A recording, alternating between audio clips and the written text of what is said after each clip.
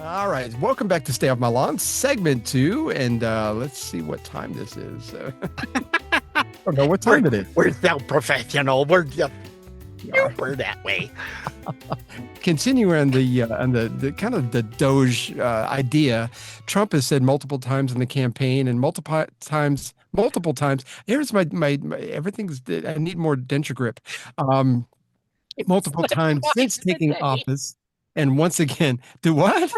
I said they slipped twice today. I know. Ah, you're killing me. Get the bubble syndrome and stuff. Anyway, Trump said this at a recent rally, and it's you'll see. We will always protect Medicare and Social Security for our great seniors with no cuts, and we will defend Medicaid for those great people that are in need. House Republicans are working to invest more money in Medicaid than we spent today. The only thing we're going to cut is the corruption and the crooks that take advantage of some of the illegal schemes. And we've talked about this. We've played so many clips, but the left keeps going back to the narrative that he's just he's going to cut everything, and it's I just meant to put that in my box in here and I forgot. That's what I call my booth, folks, because it's a 4x4 box. Anyway, just got a deal from the AARP paper thing that they sent out. Yeah, I do belong to it. And again, they're still pushing, oh, they're going to be cutting. This is how you're going to make. It's like, seriously? Again, you put it out? Oh, we're going to protect you from any. There's nothing to protect you from. If you are illegal, if you are dipping your toes in water that isn't yours, if you're that's all. 350 years old for Social Security, yeah, that's where the problem is. Yeah. But they are the ones primarily that's where who's been dipping in stuff. So they don't like it. They're getting real cranky with all this stuff that's all their slush funds are being taken away and they're not happy about it. But it's easy to make people that are maybe older people, older than us anyway. It's easy to make them afraid, and that's what AARP does. It's like because they are clearly a leftist organization. They're not really there for you. I mean, we belong to them also, but it's all because the Medicare. Plan that we have through with Barbara requires it. That's the only reason we're Ah, members of it. I think it costs $5 a year or something. It wasn't. yeah, it's not. I think you get five.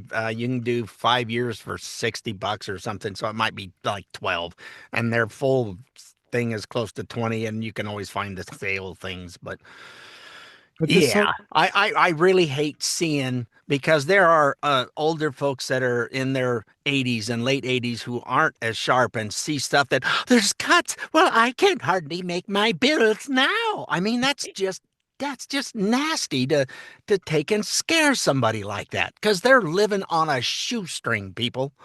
Yeah, exactly. And AARP, just like the news media from the 90s or whatever, you always felt like you could trust what they had to tell you. Of course, today everything is very, very different. But yeah, AARP, that used to be, it wasn't anything political about AARP back in the Yeah. day, I don't believe. Um, The lady that's in charge of that, that's the editor or whatever it is, oh, we're fair about. No, you're not. oh, Don't give me that. You sound just like the lady that was that was yeah, the before that. NPR lady, Yeah, right? you did. Yeah, the NPR. It's like, no, you are 87 are all registered Democrats. That ain't fair and balanced in any way, shape, or form. Oh. Anyway, but I digress. Yeah, no, you're right, though. Even CNN's Boris Sanchez, I've seen him a lot lately. He's getting on board for calling out the what I like to call the bull information. They like to use the word misinformation. I'm calling it bull information. Yeah, Uh, this is a squad member and Seattle Representative Pramelia Jayapal. I honestly don't know if I probably butchered that. I apologize. I'm not much help. Sorry. But here's how that exchange went. Look, this is a bill that cuts a minimum of $880 billion from Medicaid, a program that serves 33 million kids across the country. This is a bill that is going to allow the Trump administration to continue to destroy all of the federal agencies, gets rid of the Department of Education. This is, again, sort of green lighting the mass deportations of U.S. citizens, legal permanent residents, cuts Social Security and Medicare, which Elon Musk called the great big ones that we have to eliminate. This is not a bill that is in any way going to help the American people. If Republicans wanted to put forward a bill that helped the American people, that actually cut costs for Americans, that raise taxes so that the rich finally pay their fair share instead of getting giant tax breaks, then sure, we would be interested in talking about that. But that's not the bill we have before us, Boris. So I think you can expect a wholesale opposition to cutting Medicaid, Social Security, Medicare, the Department of Education, everything that they are doing. Just to be precise, Congresswoman, I believe that in that soundbite, Elon Musk was talking about fraud in those entitlement programs being the big ones that they have to tackle. That's what he said in that soundbite. We can go back and find it, and we'll exchange emails, and you'll see that what he was talking about specifically in that soundbite that I believe you're referring to is fraud. And President Trump has said that he will not sign anything that cuts Medicaid. See, but I can't believe he called her out. Normally they're from CNN. I'm shocked. What was the other thing that she was saying that just frost my gizzard, gets my goat? What are some of the other? She was just so full of beans. It's like, what the? I saw what's the House minority leader Hakeem Jeffries talking the other day, and it's like, and just it was just lie after lie after lie. I'm like, oh, you got to be kidding me! But people, he was giving a press conference, and the media was just lapping it up like a scalded dog. What are you doing? I mean. The media just has no credibility at all anymore to me. No, they're just as bad, and it's the one thing that I never understood growing up. Why was the media in the Nuremberg trials? That made no sense to me at all. I'm going, it's just the media. Okay, now it makes a lot of sense now. It sure does. Because the propaganda and the stuff they're pushing that is just false lies, and they can't keep up with what Trump's doing. They don't know what he's doing. He has made sure that I'm picking who I want to be in my cabinet and who is with me.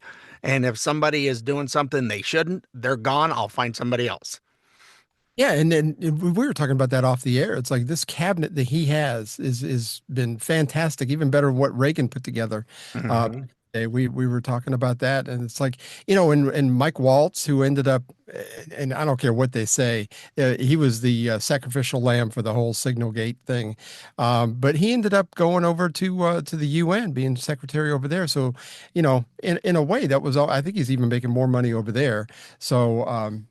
I mean, somebody's had a role, I suppose, with all that. But I mean, for the most part, man, it's like you listen to Marco Rubio talk, or Stephen A. Miller or whatever. It's like there's so many people that are just so articulate and so good and smart. I mean, he's really put himself together a dream team. Yeah, and they're so used to in the leftist media just being able to have their way and have these interviews where it's all one-sided stuff, and pretty much everybody in the cabinet is very much like Trump, and they just call him out. It's like, no, that's not what it is, and you are trying to push a narrative that's not right. And they're just getting beat up one side and down the other, which we will have evidence of soon. Yes, do you remember the whole USA fencing debacle? Yes. Stephanie Turner. Yes. She took a knee rather than face a guy with gender dysphoria, and the whole bull information about all that. Just a creep trying to win medals from a women's tournament again. Anyway, that hasn't necessarily gone away. I didn't know that this guy was going to go, this leader of USA Fencing was going up in front of Congress. Did you know about this before you saw the clip, or? No, I was not aware that they'd brought him in, but they're going over this stuff of there shouldn't be males that that were born that have the different chromosomes, then the women should not be there, if you will, along those lines. And they were just going on, well, whatever they tell us they are is what they are. No, that's not right. But boy, he another arrogant individual, very much like the lovely lady from NPR who thought her didn't stink and she was nothing but roses, and just I bet you they combed through his social media and found some of this stuff. Say, we need to bring him in because this could be fun. Brandon Gill it from is for us anyway. exactly. Brandon Gill from Texas, congressman from Texas. Anyway, he gave proverbial what for to this liberal head of the USA Fencing. Here's how that went. I think that parents who don't want their daughters competing against men in women's sports are whiny. No, sir. You don't? Why did you write that on social media? I've got a picture here where you posted that. You were allegedly responding to a parent who didn't want their daughter being beaten up by men in sports competitions. You said, I'm not going to pull her from the sport and write a whiny email announcing my departure. Sir, Mr. Congressman Jack had asked me about that and want to be crystal clear that was an inappropriate message. Do you think that they're cowardly? Sir, no, I don't. I don't at all. And in fact, why did you write that on social media? I regret it, sir. I deleted it shortly after posting, and I certainly don't feel that way anymore. And given a lot of the messages that we receive and even conversations that I've had. Do you think with that Ms. parents Turner, who don't want their daughters competing against men in sports should be compared to the Ku Klux Klan? No, absolutely not. And I And why acknowledge did you that I do said that? that in the message, sir. Why did That was you do that? inappropriate. That was inappropriate? Yes, sir. Yeah, you're right. That isn't inappropriate. I'd like to read what you wrote and what you posted on social media. Sure.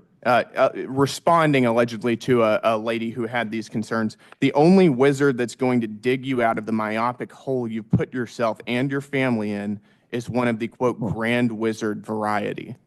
Inappropriate, sir. And I acknowledge that I said it, and I will commit to never making a message like that again. That was in response to a parent, according to you on social media, who had a problem with this. Was this a real email that you were responding to? It was a real email, sir. I did not respond to it and hit This send was a back. real email. Did an actual parent write this, or did you write this email? It was written by an actual person claiming to be a parent. They were not a member of our. Were you that actual person? No, sir.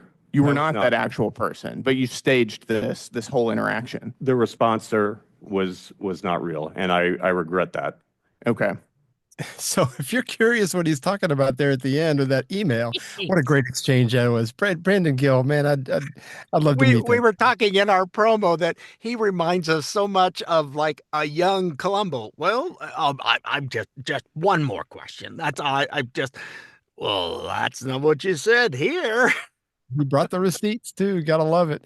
So if you're curious about why he asked that question about the email, was that you that wrote the email? Was it the reference? He has a reputation of faking emails. Here's Congressman Brian Jack from right here in Georgia asking him specifically about that. Mr. Layfelt, and I mean this with respect, in your capacity as a representative of USA Fencing, have you ever impersonated a woman? No, I have not, sir. Not to my knowledge. I ask because I understand you have a history of creating fictitious female personas. In one instance, you impersonated a woman named Dorothy and wrote an email to yourself, which you then published on social media for all your followers to see along with your response. Do you want to comment on that? Yeah, I do, sir. Thank you for giving me the opportunity to address that. It was a poor attempt at humor. It was unbecoming of me as a leader of this organization to post that as I did. And quite frankly, moving forward, that's not something that's going to happen again. It's unacceptable. And it's not something that should happen with any human-to-human interaction, period. So Yeah, because you won't do it again because you got caught at it. So you'll have to change your tactics for the next thing you try and do. and this is not a young guy. This is not a guy in his early 20s that just made bad choices. This guy looks like he's at least in his 40s, if not 50s. If not early 50s, yeah. If he's just arrogant, all the stuff that he did, and well, you gave that response, and it won't happen again. That's the third time he said, and it won't happen again because I got caught twice already. That's the thing. These lefties, they're so bought into their narrative that it's only about getting caught. If they never get caught, it doesn't Oh, matter. crap. I wouldn't have said it if I'd have known it was going to get used against me in Congress. We've got one more clip real quick on this. Okay. Congressman Brandon Gill pressed him a little bit more about his extreme opinions, and he didn't seem to back down too far from his idiocy. I'm just asking you, yes or no, do you think men should be allowed in women's locker rooms? I don't have a personal opinion on You don't have you have a personal opinion on a lot of Amazing. things, but not on that. Sure. I mean, it's a locker room is not really an area where people interact. So the answer is yes. I don't Do you really think have that men should be allowed to share showers with women in athletic facilities? I think that showering is a private activity and that it should be private. And it should be private. There's oftentimes communal showers. Are you okay with men showering with women? I don't have an opinion on that in the context of USA. You don't. Interesting. That's an astounding thing to not have an opinion on. I think most normal people have an opinion on that. You think inclusivity presumably is a big part of the fencing community. Is that right? I would say so, sir. We're a very welcoming community, and I'm proud of it. Are you welcoming to Trump supporters? Absolutely. Absolutely. Then why did you, with your Facebook page, There it is.